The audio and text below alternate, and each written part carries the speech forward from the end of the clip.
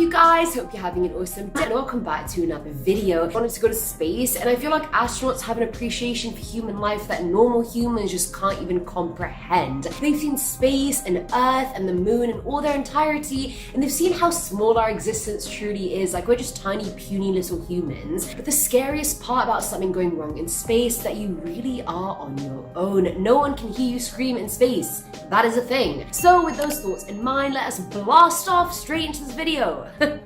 Was that lame?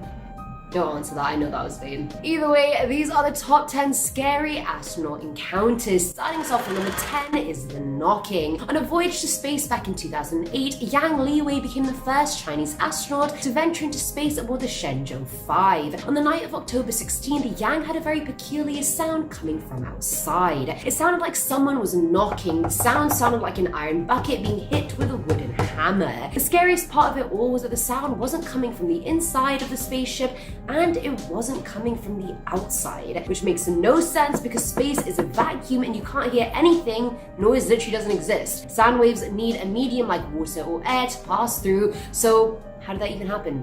Riddle me that, yeah? What makes this whole thing even weirder is that astronauts aboard the following Shenzhou 5 and 6 missions heard the same knocking. So was it a mechanism on the Shenzhou spaceships that caused this knocking to be heard? I don't know.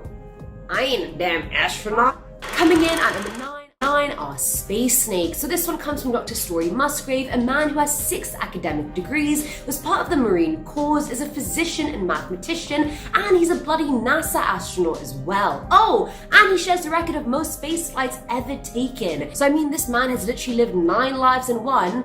Like, save some jobs for the rest of us, I swear to God. I'm just trying to get by at this point. Either way, a story said on 2 of his missions, he saw something out there that he doesn't have an answer to. He saw a snake sort of thing. It was 6 to 8 feet long, it was rubbery, and it had internal waves inside of it. And it sort of just followed him for an extended period of time. He claims that being in space makes you see things you'd never imagine. Well, no shit. And that he believes that there are creatures out there much more developed than any of us. And I mean, they've been out there for 100 million years. I'd hope as hell they're advanced. More advanced than us. But honestly, my theory on the snake is that they're just alien devices that just roam space and detect spacecraft in the area and sort of tail them and send that information back to the alien HQ that deployed it. Back to planet Blark. At number 8, we have decompression. So anytime a vessel goes on a voyage to outer space, the changes in atmospheric pressure the astronauts experience can be highly dangerous unless they're doing all the procedures correctly. The year was 1965, Soyuz 11 was re-entering Earth's orbit, and 3 crew members on board ended up dying when depressurized. A technician on the vessel back in Houston said while they were in the vacuum chamber, he accidentally depressurized his own spacesuit and then lost consciousness. He said the last feeling or sensation that he remembered was the moisture on his tongue beginning to boil. Rapid decompression is so serious the symptoms can include vaporizing blood, swollen flesh, exploding eyeballs, and ruptured lungs. Can you imagine how screwed up the situation is when the moisture on your tongue is boiling? Say less. Also, do you guys like my nail color? I love it. Filling on number 7 slot is the green sighting. So Gordon Cooper is an astronaut that's flown the Gemini 5 and the Mercury 9. He was also the last American to ever spend time in space alone. In May of 1963, he was doing a circumnavigational trip around the Earth on the Mercury capsule, and when he was passing Perth, he saw something. A massive green glowing object came straight for him at a speed he'd never seen before. It was real, it wasn't just illusion, and the Machi tracking station in Western Australia even picked it up on their radar, so it was very much real. Cooper reported it to NBC, but when he landed was told they couldn't question him about it. So that's just another thing that they won't tell us. I feel like we should honestly start rioting until governments all over the world stop keeping from us. I'm over it. I've had enough.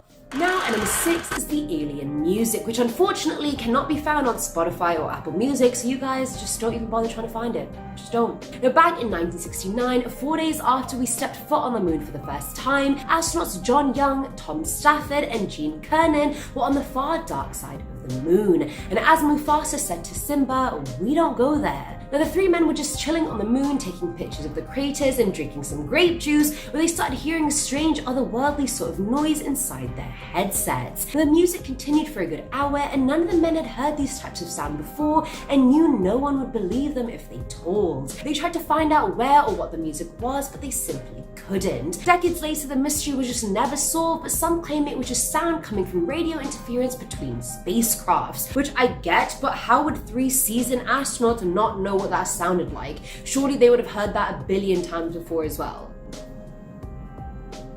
Why the hell you lying? Why the hell you lying?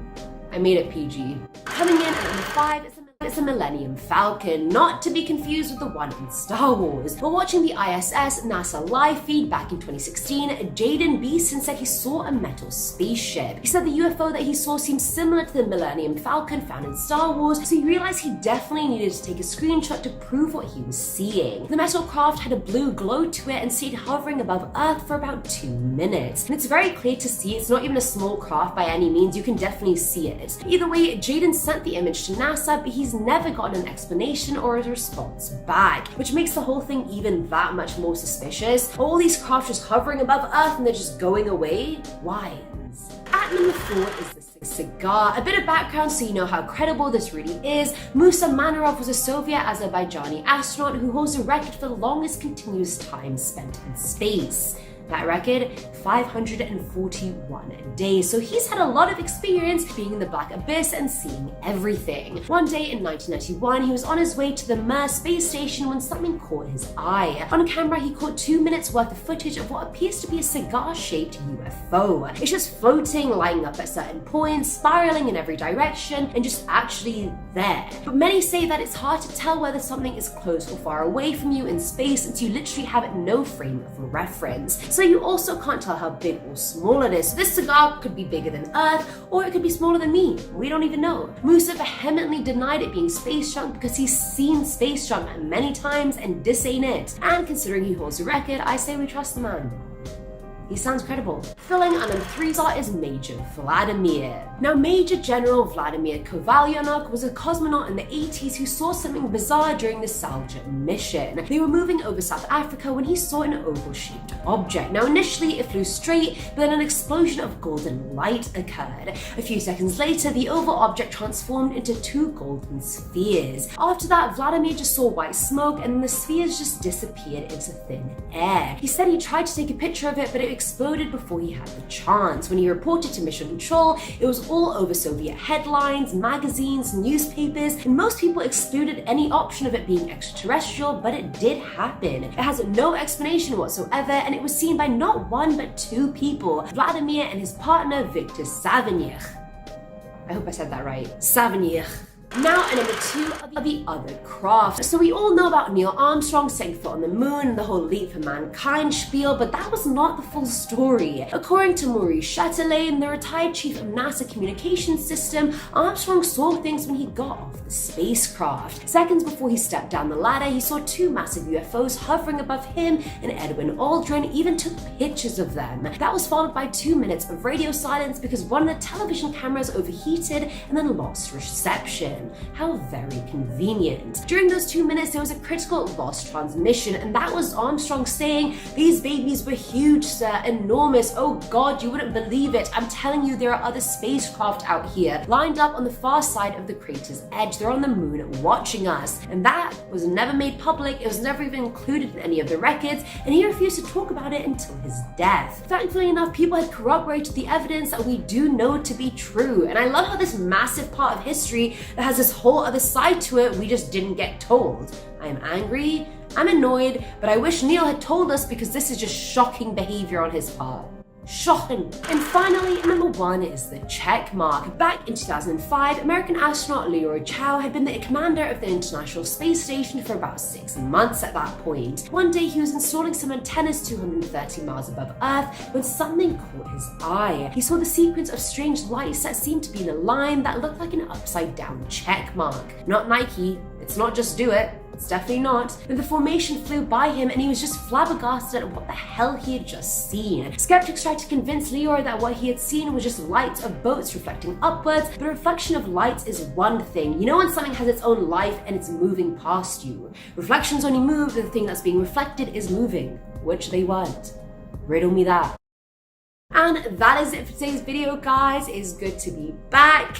I've had a bit of a hiatus. I hope you guys are doing well, keeping safe, and not seeing random things in the sky that could be alien aircraft. However, that is confirmed now. Didn't they confirm? Didn't Area 51 confirm that UFOs do exist? I knew it. And that is it for today's video, guys. Catch you in the next one. Bye.